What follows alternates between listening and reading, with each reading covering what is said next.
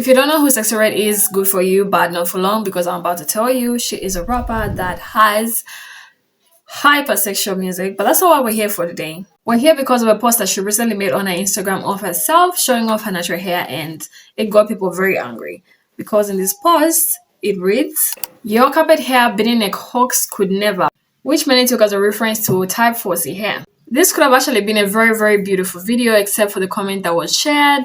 I'm just going to play the video now and then we can come back.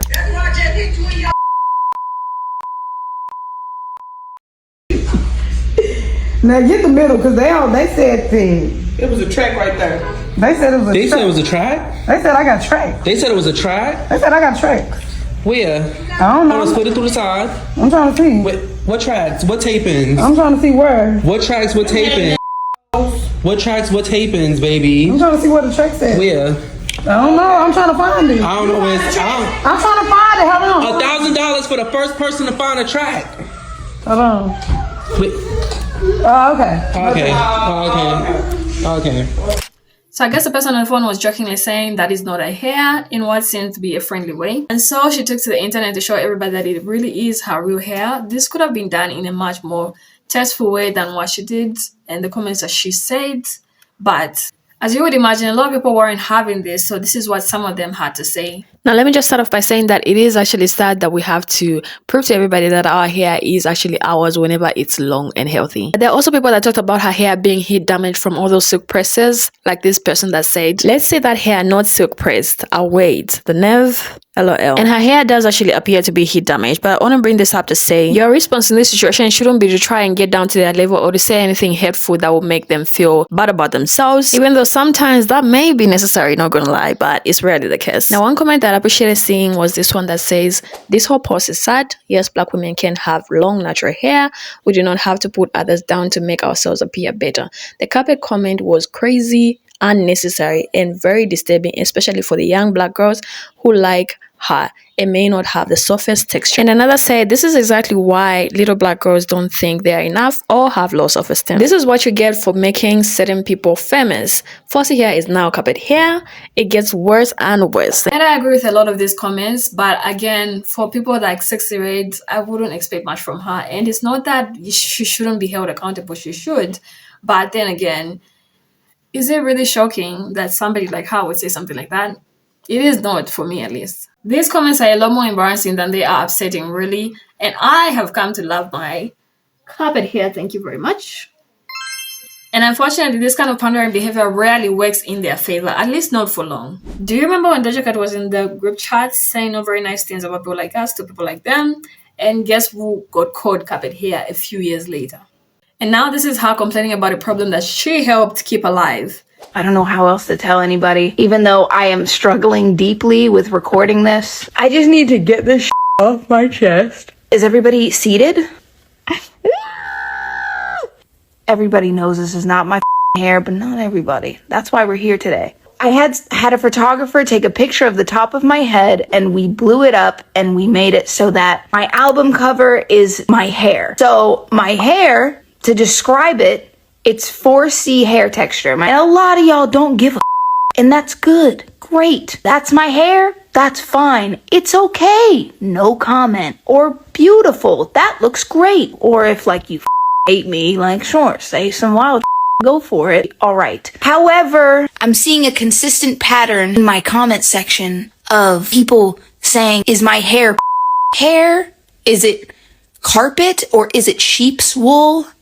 And it's not even questions. Some people are being like, that's what it is.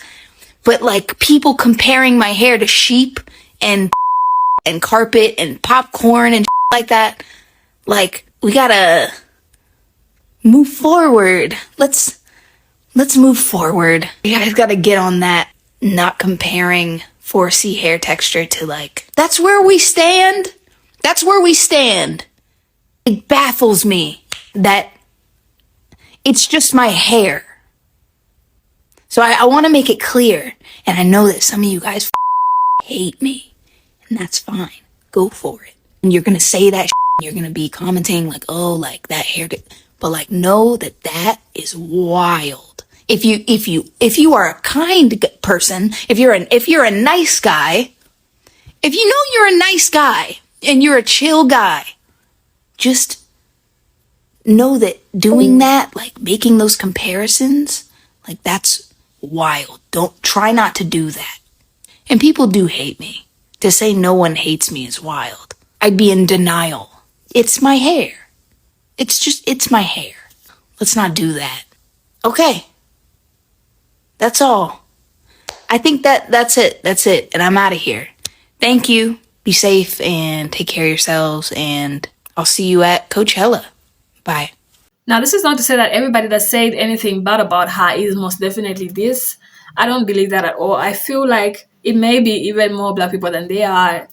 And that's because we can be our own worst enemies sometimes. We just pick on each other for no reason. And it's mostly because a feature that you're talking about at the moment is not necessarily something that you consider a bad feature on you. I could have had maybe a smaller nose and I would talk bad about everybody else with a more wider nose. But that's just one feature that the world does not probably consider the natural beauty standard. Tomorrow it will be something else about you that may be relatable to you and not necessarily the beauty standard as well. And then you'll be like, oh no, everybody hates you. No, it's not that they hate you. You actually, well, maybe they do, but also you help them in that process. I know good and dang well Doja Cat is not upset right now. Doja, are you really upset that those people compared your hair to pubic hair, popcorn, and sheep hair? Why are you so shocked? Ain't that the crowd you was trying to attract? Wasn't that the fan base you wanted? I know you ain't trying to get your Candace Owens on right now. Shouted, that's the following that you wanted. Cause whenever we was like, you look good, you done took your eyebrows off, you took your hair off, and then you just started dressing crazy, trying to please them. But look though, I'm not really surprised. That's usually that's really a biracial thing to do. That's usually how it go. Y'all do stuff like that. And then y'all realize they still look at y'all like us. And then y'all like, damn. Yes. Look, biracial folks, y'all gonna have to stop being so problematic. Like, god damn, it's okay to embrace outside that's in you. Y'all thinking y'all got them biracial privileges because y'all got a little bit of them mixed into y'all too. But it's like, once you got a drop of us in there, you're tainted to them. They don't give a fuck. No one will ever care about you the way that you are supposed to care about you and the way that you're supposed to care about the people that look like you. So can we please just stop with all these trying to pander to this? Nobody cares. You're just hating yourself in the process. It may be like a temporal win, a 2 minutes win, and everybody's like, oh yeah.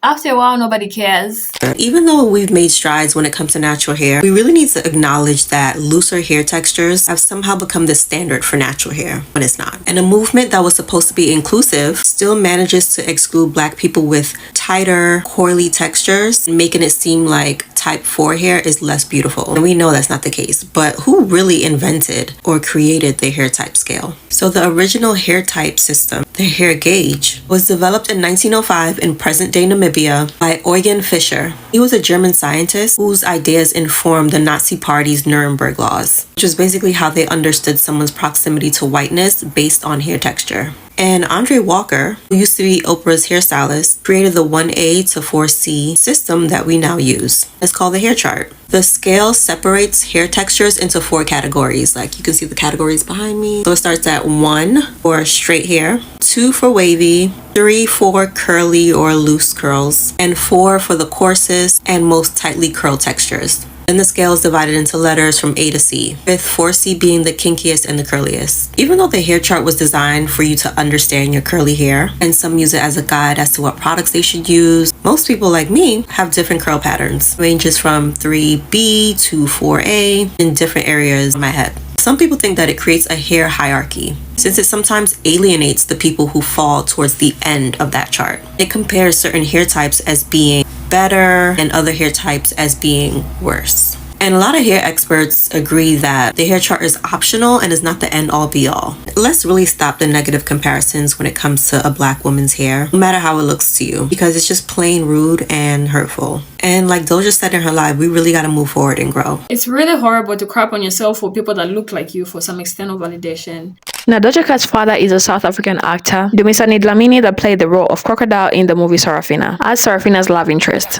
So that's probably where her hair type comes from, because her father's hair seems to be type 4 as well. It's not really uncommon for mixed children to wish they had more of their non-black parents' features instead. So the pondering is not really surprising, especially when it turns out that they do not have the features that they so much desire.